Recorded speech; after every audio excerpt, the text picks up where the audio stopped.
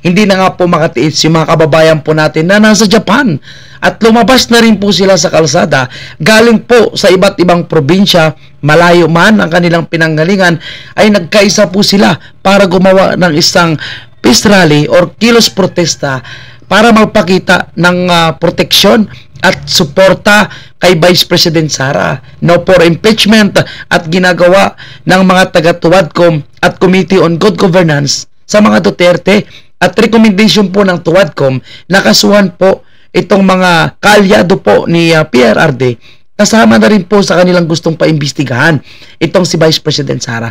Kaya ang mga taga-Japan, kahit malayo man sila, kahit busy man po sila sa kanilang trabaho, ay nakiisa po sila sa isang malawakang protesta. Naglakad po sila ng napakalayo, ngunit hindi po nila ininda yung pagod at lamig para lang ipakita sa buong mundo, sa Japan, sa gobyerno ng Marcos administration, kahit tambaloslos, naggalit na po ang mga Pilipino sa Japan at gumawa po sila ng programa para batikosin ang Marcos administration. Ito, panoorin natin ang ilan po sa ginawa nilang rally, mga kababayan, sa Japan.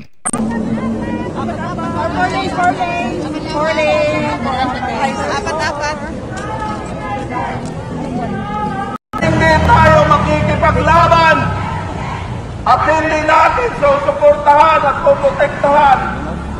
Kaya dapat natin isigaw, Inday Sara! Duterte! Inday Sara! Duterte! Inday Sara! Duterte! Pag sinabi kong BP Sara, isagot nyo, ipaglaban! BP Sara! Ipaglaban! Ipaglaban! Inday Sara!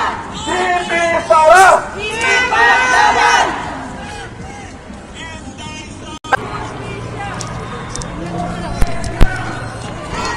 So grabe, mga kababayan po natin, nakakabilib po ang pag-organisa nito, mga kababayan natin sa Japan, para gumawa ng itong rally na ito, mga kababayan po natin. Itong peace rally in support po sa mga Duterte, particularly po kay Vice President Sara sa impeachment na ngayon ay sinusulong ng mga grupong anay sa lipunan.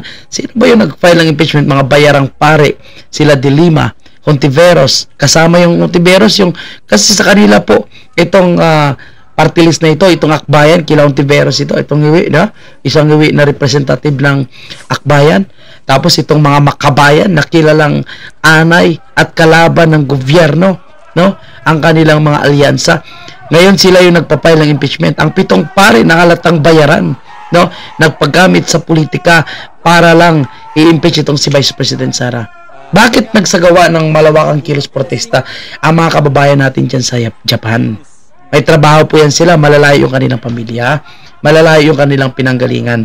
Yan po ay nagpapatunay na talagang hindi na po maganda at nakakasuka na ang ginagawa ng Marcos administration. Lahat po dyan, nagkaroon sila ng programa at inisa-isa po nila yung mga isyo ng ating bansa.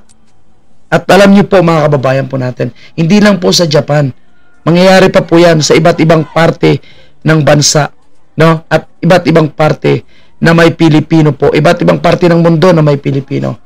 May mga organisa na ng mga ganitong kalasing kilos protesta. Hindi po ba nakakahiya dito kay Marcos Jr., na hindi pag-uusapan ang galing ng Pilipinas, ang galing ng presidente, kundi pinag-uusapan ngayon sa buong mundo na yung presidente ng Pilipinas tamad at walang ginagawang matino para mapaganda yung imahe ng Pilipinas at makaangat lamang yung ating ekonomiya. Saka makahanap dyan ng gobyerno, mas mataas pa yung ginagastos ay sa kinikita. Kumikita tayo ng 11 billion pero ang ginagastos ay mahigit 15 billion. Logi ang gobyerno sa ginagastos na nakaupo sa pwesto. Kaya may mga ganitong klaseng kilos protesta.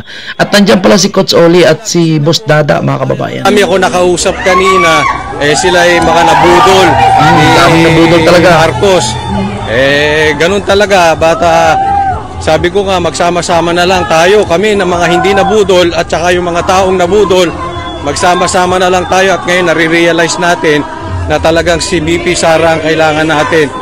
So, ang Japan po ay nagsalita na po at sana mas marami pang magtuloy-tuloy na sumunod sa mga iba't ibang parte ng mundong ito at ipakita natin ang ating pagkadismaya at sa katulad nito peaceful assembly at may permit po ito, so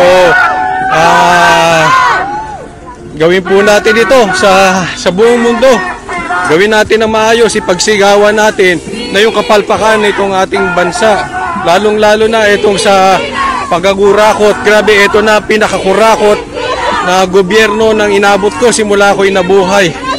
Matindi to, mas matindi pa ito sa tatay niya. At itong si Grabe na, matindi pa sa tatay niya. Wala na talaga. Pagka hindi pa tayo kumilos, ay mauubos ang pera ng taong bayan. Isipin mo, ang daming klaseng pangungurakot ang ginagawa nila. Di umano, dahil itong sa PhilHealth tinanggal, pero yung AKAP, ayuda, ganun na po. So gising na po ang taong bayan. Duterte! Konting tiis na lang at makakamtan na rin natin. Yes. Siyempre, sana this time, pagka nakaupo na ang tama, wala nang budol, wag na tayong bumalik. Dahil nag-Duterte na tayo, nag-PRRD na tayo, bumalik pa tayo sa budol. Diba? Alam naman natin ang history ng Marcos. Wala tayong magagawa. Gawa na lang natin ang paraan ngayon. So andyan na yan at matatapos din to. Sana itong mga mga CPP, NPA So ayan po mga kababayan po natin, no? At tama po yung sinasabi talaga ni Coach Oli, isa-isa niya po yung mga issue sa ating bansa, no? At napakaganda yung panawagan na yung mga nabudol at yung hindi nabudol at galit na po sa administrasyong ito ay magkaisa na, no? At tama na dapat lahat po ay mag-ingay na, lumabas na, kunting tiis na lang. Dahil ramdam naman po natin na malapit na po yung tunay na pagbabago at mawakasan na po itong kanilang pang-aabuso sa gobyerno. Kaya naman sinasabi natin mga kababayan, kahit anong gawin nilang pananakot, kahit anong resolusyon ang i-file nila dyan sa House of Representatives, no, hindi nila matatahimik ang sambayan ng Pilipino. Hindi nila mapapatahimik ang bawat Pilipino na magsalita sa tunay po na hinanaing sa gobyernong ito. O nandyan si Boss Tada, no? Kasama sila dyan sa Japan. Paano nila matatahimik? Mapapatahimik yung mga Pilipino na yan. Lahat po yan ay gorgorin nila, busala nila.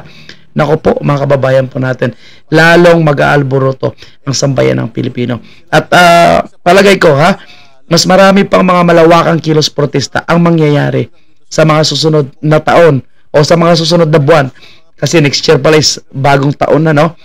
2025, ano po yung mga dapat natin abangan at magiging totoo kaya ang sinasabi po ng isang card reader na hindi matatapos ni Marcos Jr.